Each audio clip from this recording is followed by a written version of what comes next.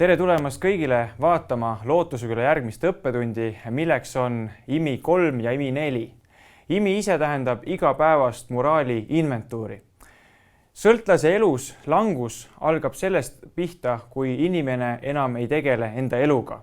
Lootusekülas olles on meil igal hommikul kell 7.25 kuni 7.55 üks aeg, kus me saame rahulikult vaadata enese sisse, kus me saame vaadata enda suhtumiste, enda hoiakute peale, et nendega tegeleda ja nendega muuta. Üks suur viga, mida inimesed, kes on sõltuvuses, võivad teha, on see, kui nad hakkavad minema tavalise töö peale ning tavalise töö juures unustavad ära selle, et endaga tegeleda. Selle jaoks on vaja võtta kas igal hommikul üks ajahetk lihtsalt peatuda, vaadata enese sisse, sest muidu kui sa muudkui tormad, siis lõpuks võib need probleeme ja asju nii palju kuhjuda, et sa näed, et seda asja enam ei saagi lahendada ja lihtsam tee on lihtsalt minna tarvitama. Lootusekülas on meil üks väga hea tööriist, mille nimeks on palvevihik. Ja sellel ajaperioodil hommikul 7.25 kuni 7.55 igaüks, kes tuleb Lootusekülla, me täidame seda palvevihikut. Palvevihik ise koosneb 5 punktist ja see on tegelikult, see ei ole nagu midagi nii religioosset või nagu sihukest midagi nii, kuidas seda nimetada, nii üleloomulikku või midagi, mis nagu tundub nii raske ja nii keeruline. Iseenesest see nimetus võib natukene hirmutada palvevihik, kuid tegelikult on see väga lihtne. Ja see on üks Lootuseküla peamisi ja tugevamaid tööriistu, mida iga inimene saab endaga ka kaasa võtta peale programmi lõpetamist. Selles õppetunnis ma annan sihukese lühikese ülevaate sellest, mis asi see palvevihik siis tegelikult on. Esiteks, esimene punkt, mis on palvevihikus, on tänu.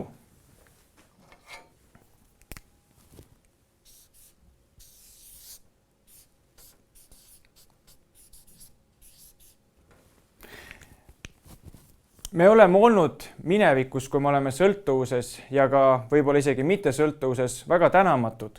Ja me ei ole osanud hinnata enda elus asju või inimesi, aga esimene punkt on tänu. Ja see tänu ongi selles, et sa vaatad enese sisse, sa vaatad eelmise päeva peale, sa vaatad enda elu peale ja mõtled, mille peale sa saad tänulik olla. Optimism on samamoodi üks asi, mida sa saad treenida.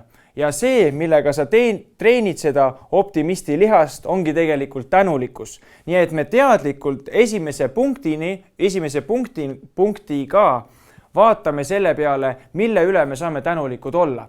Ja seal kas on mingi 5 punkti, ma olen tänulik enda pere eest, ma olen tänulik, et ma olen terve, olen tänulik, et mul on üks uus elu, aga sa saad ka olla tänulik selle eest, mida veel ei ole sinu elus. Ehk sa võid tänada midagi, mida veel sinu elus ei ole. Ja see tänupunkt on see, kus sa paned oma fookuse selle peale, mis on positiivne, mis on hea sinu elus. Ja see annab ühe hea uue alguse igale päevale, kus sa oled juba meelestatud millegisse heasse. Teine punkt on tunnistamine.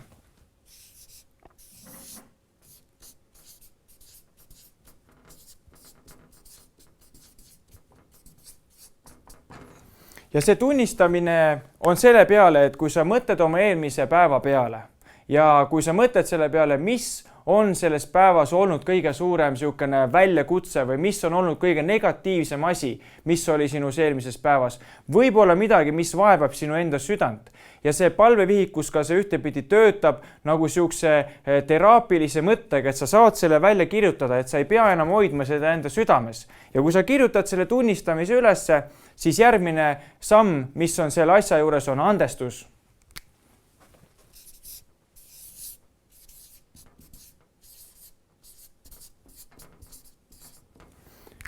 See eksimus, mis oli sul eile, sa saad selle eest paluda andeks. Ja sa küsid, et palun anna mulle andeks Jumal selle eest. Sa saad igal päeval alustada enda päeva ühe puhta lehena, mis on tohutu tähtis. Sest sa vajad seda teada, et sulle on antud andeks. Sest kui see süü ja kui see kõik see koorem ja see probleem ja see raskus aina koguneb, siis sõltlasel on alati 2 teed, mismoodi tegeleda selle valuga. üks tee on see, et inimene läheb tagasi sõltuvusse, aga teine tee on see, et sa saad minna selle probleemi, selle valuga Jumala ette ja paluda talt andeks need patud, mis sa oled teinud. Ja kui sa saad selle asja andeks, siis 4. punkt on see,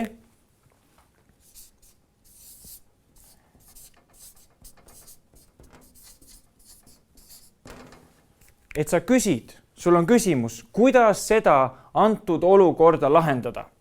Ja see küsimus võib olla suunatud Jumalale, aga sa võid ka lihtsalt, isegi kui sa alguses ei tunne Jumalat, küsida, et kuidas ma seda olukorda lahendan. Ja see küsimus peab olema suunatud täpselt sellele samale olukorrale, mis siin punktis 2 on kirjutatud. Ehk see üks päev, üks palvevihiku teema või üks lehekülg, mida sa kirjutad, hommikune see aeg, see tegeleb kõik ühe ja selle sama olukorra ja selle probleemiga. Ja 5. see on muidugi vastus.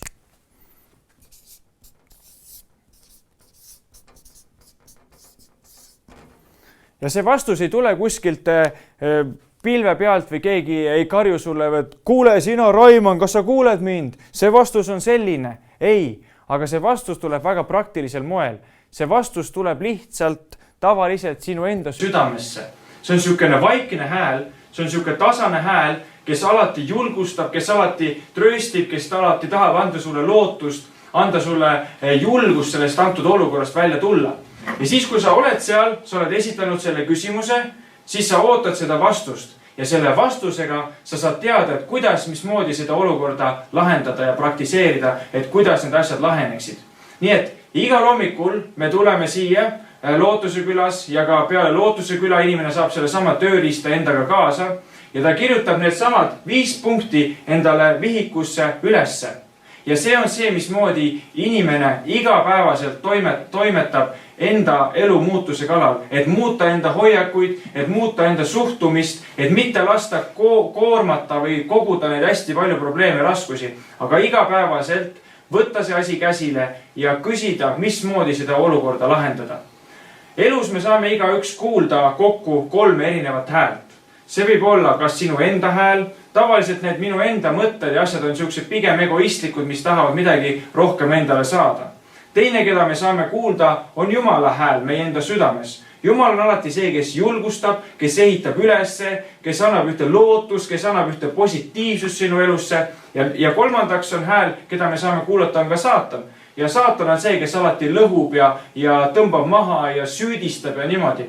Nii et sellel hommikusel vaiksel ajal me võtame selle aja, et lihtsalt kuulata vaikselt oma südames seda vaikset häält, kes meid juhib õigele teele. Ja igaühe meie südames on see hääl olemas.